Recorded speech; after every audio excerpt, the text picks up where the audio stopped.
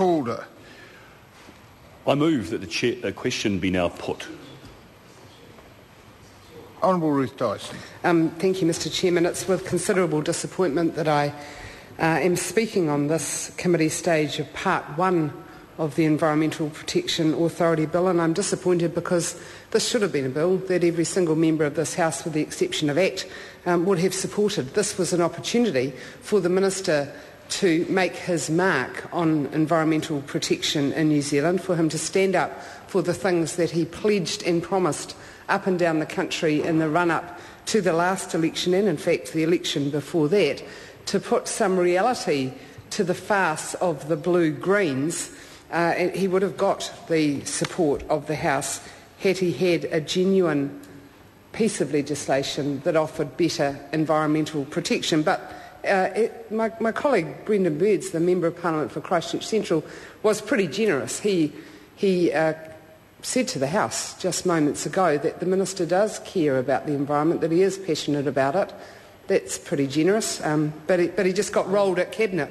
Well, we could give him the benefit of the doubt, but if others were in his position, they may not have signed the Cabinet paper that introduced to this House such a Mickey Mouse piece of legislation. They may not have signed that Cabinet paper. That is always an option that's open to the Minister. The officials will come up with all sorts of ideas.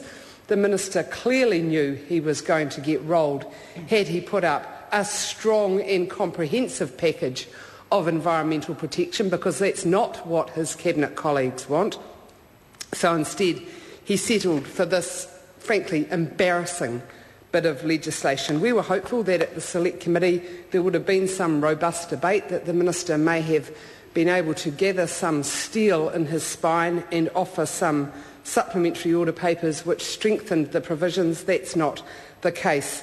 It shouldn't be a surprise, though, because National has got an abysmal record, actually, in the 2.5 years they've been in government. The national environmental standards for air quality, for example, have been pushed right out to 2018, and as a Cantabrian I know very well the huge and negative health impact that lack of air quality standards has on the health of the individuals. The Minister doesn't seem to give a toss about that. It's surprising, given that his benchmate is the Minister of Health. It's a wonder that he didn't mention to him that by pushing out those air quality standards we were literally endangering people's lives and well-being. The Minister was responsible and seems to be quite proud of watering down the emissions trading scheme, so that basically what we've got is polluters getting rewarded for bad behaviour rather than having financial penalties attached to it. And of course, with the Minister's personal friend Jerry Brownlee, they tried to open up Schedule 4 parts of our country to mining. That caused an eruption, a public outcry up and down the country. More people on the streets in Auckland than we have seen for decades, protesting about the Minister and his colleagues' proposal to have mining in Schedule 4 land in New Zealand. So I don't know why we would be surprised, actually, that this legislation is so poor, so weak, and so frustrating. It could have been a really big opportunity for our environmental protection to be strengthened, but instead the Minister's just thrown away that chance. Mr Chairman, another disappointment I have is that the Chairman of the Select Committee that considered this legislation has not yet taken a call.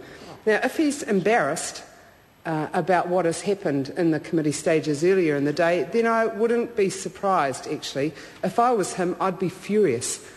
I'd be hopping mad to see a member of a tiny party coming into this House with a party which has recently become smaller, actually, come into this House and tell all of us that the Minister has agreed to a supplementary order paper which the Select Committee didn't have the opportunity to discuss. A party that is in coalition with the National Party didn't even give the Chairman of the Select Committee any respect at all, let alone the respect that, in my view, he deserves, because I've watched him chair Select Committees through bumpy times. by having that supplementary order paper discussed at Select Committee. That is a disgraceful way to treat your colleagues. And Mr Rockenvoll, if you're hopping mad, I share your frustration. I think, Mr Chairman.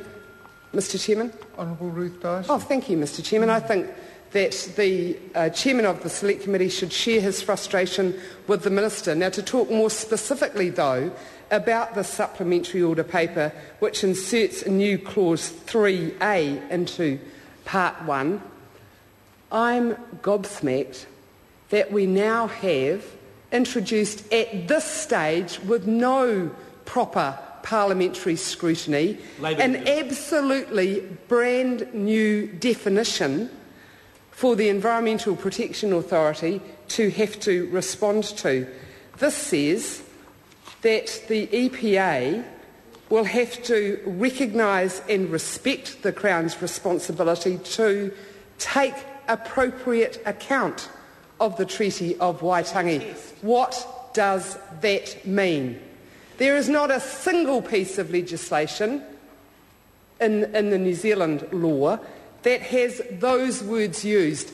This supplementary order paper, introduced on the floor of the House with the Minister's agreement, no Select Committee discussion, no officials' advice, introduces a brand new test for a brand new authority which doesn't even have, as one of its functions, protection of the environment. I want to hear from the woman who should be the leader of ACT, Heather Roy.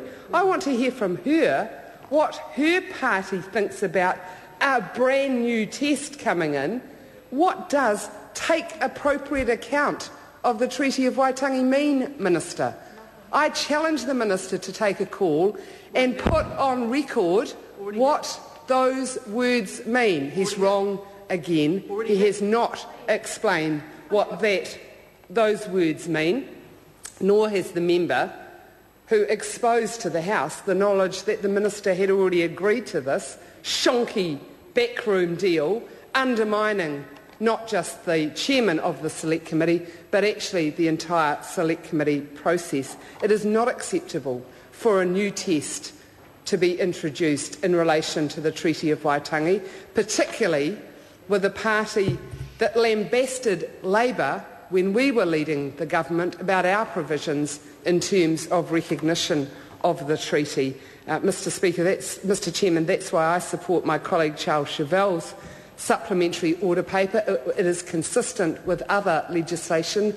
It will not need to be retested. It will not need to be argued about and debated and considered. It is tried and true meaning of the words that are in his supplementary order paper and in my view, much more sensible. I don't know why the Māori Party, the party that says they want to enhance the mana of Māori in this Parliament, would put forward such a weak supplementary order paper. It's an embarrassment to the mana of Māori, frankly, to take appropriate account.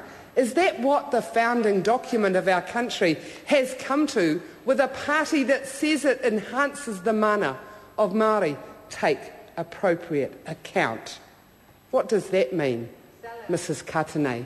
I have no idea, and nor will the Environmental Protection Authority. It's an embarrassment, and I challenge the Māori Party to think again and withdraw this weak amendment, which is only put forward because the Minister found somebody that he could get his way with, found somebody that he could win a debate with, instead of the Cabinet, which clearly rolled him on anything which would have given proper strength to environmental protection. That's the only reason that this supplementary order paper in the name of Rahui Katanei is here, because the Minister agreed with it.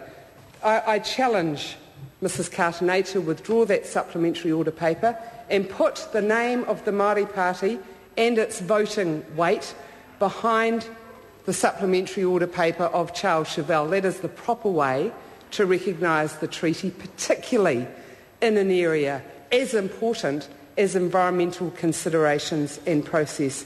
Mr Chairman, it would have been far preferable had we not had such a Mickey Mouse outfit where the Minister agreed and explained to the House that most of the policy work that's required in order to have a comprehensive framework of environmental protection has yet to be done, but sometime in the future that work will be done, and then we'll get another bill before the House which will give proper environmental protection.